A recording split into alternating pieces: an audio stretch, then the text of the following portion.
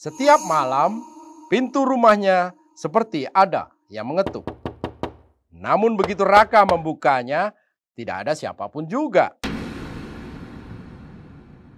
Dua bayangan menuntun kedua rekan mereka keluar tenda, sementara mereka bertiga tidak bisa melakukan apa-apa.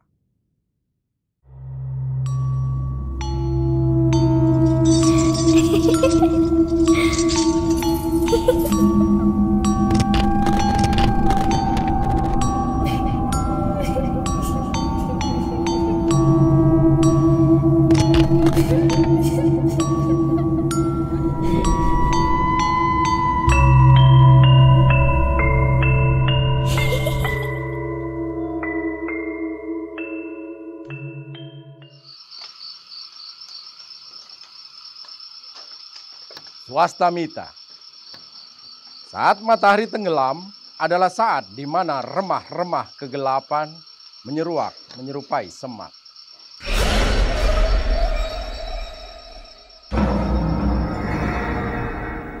Keempat sahabat itu terpaku diam. Pemandangan di hadapan mereka, meski jaraknya masih cukup jauh, menghantam keberanian mereka. Wajah yang cantik jelita, namun dengan taring panjang berdarah di mulutnya, sedikit banyak menciutkan nyali.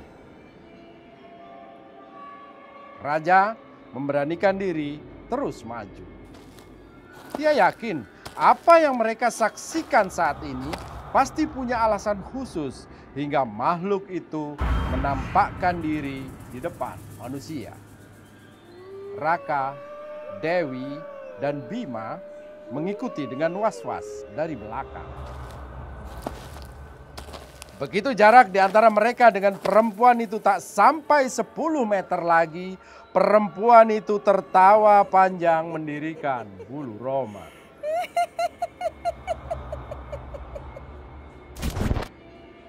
Tubuhnya yang semampai diayun ke belakang dengan gemulai. Lenyap dari pandangan. Setengah berlari, Raja mendatangi diikuti teman-temannya. Tempat perempuan itu tadi berdiri persis di bibir sebuah jurang dalam yang dasarnya sama sekali tak kelihatan karena tertutup kabut. Perempuan tadi membuang dirinya ke jurang. Mereka berempat saling berpandangan, mencoba memahami apa yang sedang terjadi. Lalu masing-masing tertunduk, tenggelam dalam kesimpulan sendiri. Pagi yang sungguh aneh untuk memulai hari. Ketenangan yang mencekam itu dipecahkan oleh teriakan histeris lagi-lagi Dewi. Lihat! Dalam keterpakuannya, Dewi menudingkan telunjuknya. Serentak yang lain mengikuti arah jari Dewi. Dan tak bisa dicegah lagi, ketiganya terbelalak hebat menyaksikan sebuah pemandangan yang mengejutkan, menakjubkan, sekaligus menakutkan. Di bawah mereka, reruntuhan candi yang baru saja mereka tinggalkan dan tadinya hanya berupa bongkahan batu-batu besar tergeletak tak beraturan, sekarang berubah menjadi sosok candi utuh yang terlihat megah dan agung. Rajalah yang pertama kali sadar dan menghela nafas panjang. Aku sudah menduganya. Seperti yang aku bilang kawan, kita hanya tidak di tempat yang tepat untuk melihat. Candi itu persis seperti sketsa yang dibuat Raka. Raka dan Bima tak sanggup berkata-kata, hanya mengangguk-anggukan kepala berulang kali. Sedangkan Dewi masih terpana dengan pandangan mata yang tak bisa diartikan saking kacaunya apa yang berkutat dalam pikirannya sekarang. Mereka berada di sebuah wilayah misterius dengan kejadian-kejadian yang tak bisa dinalar. Dan darah masih belum ditemukan. Pikiran inilah yang kemudian menyadarkan Dewi. Raja, lalu bagaimana kita bisa menemukan darah? ada Ishak dalam pertanyaan itu. Dara adalah sahabat terdekat Dewi sejak lama. Raja menggamit lengan Raka dan Bima serta memberi isyarat kepada Dewi untuk mendekat. Aku yakin sekali bahwa Dara masih hidup dan sekarang dia sedang disembunyikan oleh sesuatu di sini. Raka, coba lihat. Apakah ada yang tidak biasa pada penampakan candi di sana itu? Raja tahu hanya Raka yang paling paham mengenai struktur arkeologi di sebuah situs karena itu memang keahlian khususnya. Raka tidak menyaut. Lelaki itu hanya memusatkan perhatian pada candi megah yang berdiri di bawah bukit tempat mereka berdiri. Lalu pandangannya berganti meneliti sketsa di tangannya. Begitu beberapa kali sampai akhirnya menyatakan satu hal yang mengagetkan. Di dalam sketsa tidak nampak jelas, tapi candi di bawah kita itu sudah pasti memiliki pintu masuk. Hanya saja aku tidak tahu yang mana. Kembali 4 sekawan itu jatuh dalam lamunan masing-masing. Jika candi memiliki pintu, berarti ada ruang yang bisa diakses menuju tempat penyimpanan sesuatu. Ini pasti ada kaitannya dengan Dara. Aku merasakan firasat bahwa teman kita itu berada tidak jauh dari sini. Dara berusaha disembunyikan, namun dengan maksud agar kita berusaha menemukan. Raja memberikan pernyataan yang lagi-lagi mengejutkan, sekaligus juga memberikan harapan. Tanpa diskusi lebih jauh lagi, keempatnya segera turun menuju tempat semula. Namun belum sampai beberapa langkah, Raja mengangkat tangannya. Tunggu dulu. Kita tidak bisa menuju candi itu dari tempat semula. Kita harus mencari jalan lain yang searah dengan bukit ini. Aku khawatir jika tetap menggunakan jalan ini dan mencapai candi itu seperti apa yang kita lakukan kemarin, candi itu akan kita temukan kembali dalam keadaan seperti reruntuhan. Raja melanjutkan teorinya. Perempuan cantik tapi menakutkan yang kita lihat tadi sepertinya malah memberikan petunjuk ke arah mana kita harus menuju candi yang utuh itu. Tapi bukannya itu jurang, Raja? Bagaimana bisa? Bima yang sedari tadi hanya bengong menukas cepat. Nah, itu juga yang mesti kita pecahkan. Ini adalah kepingan teka-teki yang disodorkan di hadapan kita agar bisa kita pecahkan. Mungkin ada misteri yang ingin dibuka atas keberadaan candi ini. Raja menyelesaikan ucapannya, kemudian mengajak yang lain mengikuti. Mereka kembali ke bibir jurang tempat perempuan tadi membuang dirinya. Memang sepertinya sangat mustahil melihat atau menemukan jalan di tengah tebalnya kabut yang terhampar di jurang itu. Namun karena sangat yakin dengan firasat Raja, mereka semua dengan tekun mencoba mencari-cari apapun itu. Dan ternyata memang tidak sia-sia.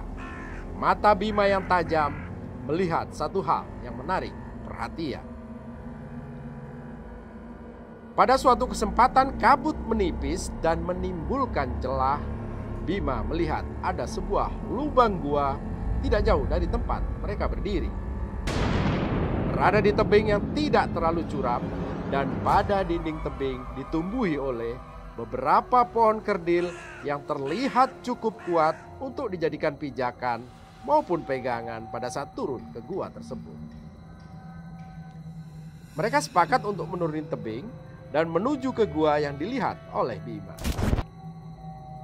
Raja mempersiapkan alat dan kelengkapan untuk mendaki atau menuruni tebing. Bagaimanapun safety tetap harus dijaga, meskipun pohon-pohon kerdil itu nampak kokoh sebagai pijakan maupun pegangan. Tidak perlu waktu lama, akhirnya satu persatu menuruni tebing. Dipimpin oleh Bima yang memang ahli panjat tebing. Dan memang ternyata Pohon-pohon itu sesuai perkiraan bisa dipergunakan sebagai pijakan dan pegangan. Lagi pula, di pinggang masing-masing telah diikatkan tali keselamatan jika terjadi hal yang tidak diinginkan.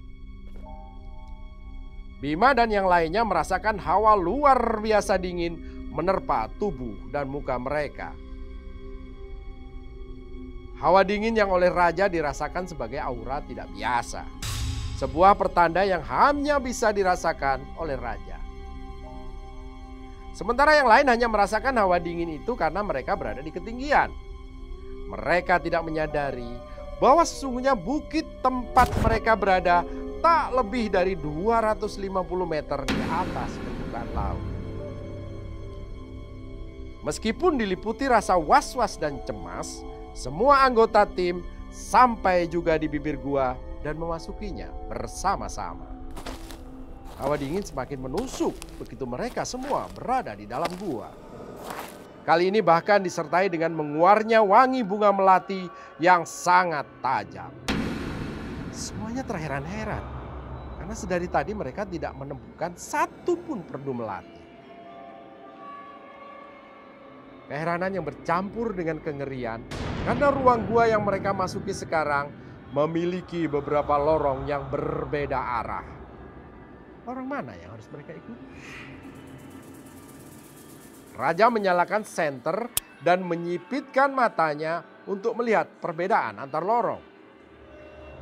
Lorong di sebelah kanan terlihat sempit dan mengharuskan mereka merangkak untuk memasukinya. Lorong di tengah dan kiri cukup lebar untuk dimasuki dengan berjalan biasa. Hanya saja lorong yang sebelah kiri terlihat banyak sekali stalaktit dan stalagmit di permukaan dan langit-langitnya. Nyaris semua sepakat untuk masuk ke lorong bagian tengah. Raja pun semula setuju, namun segera membatalkan niatnya. Begitu Dewi menjerit nyaring sambil menunjuk lorong tengah dan kiri secara bergantian. Wajahnya yang tersorot sinar senter teman-temannya terlihat sangat pucat seolah tak berdarah lagi. Tubuhnya gemetar hebat. Bagaimana tidak? Di mulut kedua lorong yang ditunjuknya terlihat jelas dua sosok tubuh dengan kondisi yang tidak masuk akal. Di lorong kiri nampak sosok perempuan yang tadi mereka temui di puncak bukit. Tetap dengan penampilannya yang aneh dan mengerikan. Cantik jelita namun memiliki taring di kedua sudut mulutnya.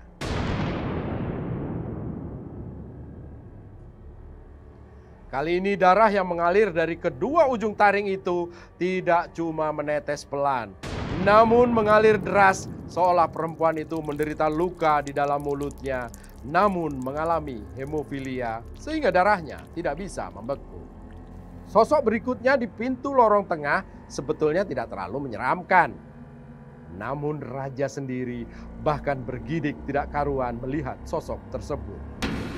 Sama, seorang perempuan berbaju tradisional dengan kemben dan kain serta berkebaya.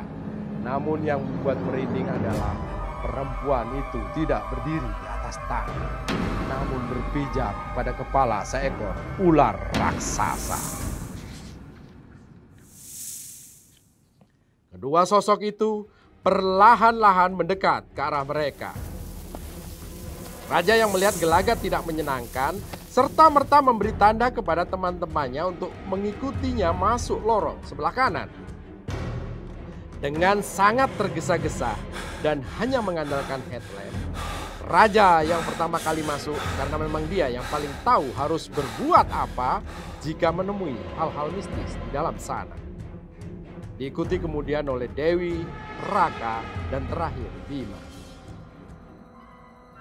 Ternyata lorong yang kelihatannya sangat sempit itu hanya di bagian depannya saja harus merangkak. Tidak sampai 3 meter, mereka sudah mendapati lorong yang lebar dan tinggi. Sambil terengah-engah, Raka menyalakan lampu senter besar dan mengajak semuanya berkumpul untuk berkoordinasi dan menyusun rencana selanjutnya. Lorong itu terang seketika, menerangi wajah pucat Raja, Bima, dan Raka sendiri. Dewi tidak ada di antara mereka. Padahal jelas sekali Dewi tadi merangkak persis di belakang raja.